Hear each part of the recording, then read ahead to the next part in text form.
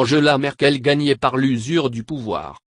La chancelière va devoir composer avec les libéraux et les Verts, après l'échec électoral de la grande coalition. Était-ce le silence qui était le plus impressionnant? Ou alors les regards, qui se sont pétrifiés dès que les premières estimations sont tombées sur les écrans de télévision, à 18 h?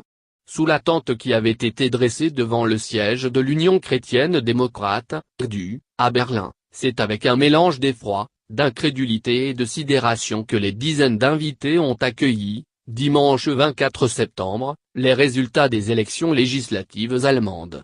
À peine 33% des voix pour la CDU et l'Union chrétienne sociale, CSU, son alliée bavaroise. Même si les sondages avaient baissé ces derniers jours, personne n'imaginait un tel désaveu. Nous espérions un meilleur résultat, a admis Angela Merkel, une heure plus tard, devant ses partisans. Davantage encore que le score des conservateurs, c'est celui du parti d'extrême droite Alternative pour l'Allemagne, AfD, qui a glacé le pays. Certes, les sondages les plus récents avaient enregistré une poussée.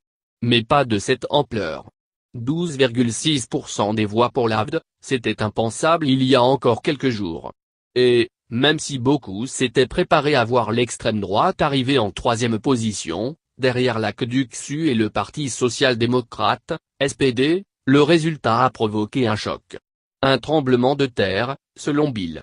Une césure dans l'histoire de l'Allemagne, a commenté la Süddeutsche Zeitung, rappelant que, pour la première depuis plus d'un demi-siècle, un parti de droite radicale fait son entrée au Bundestag.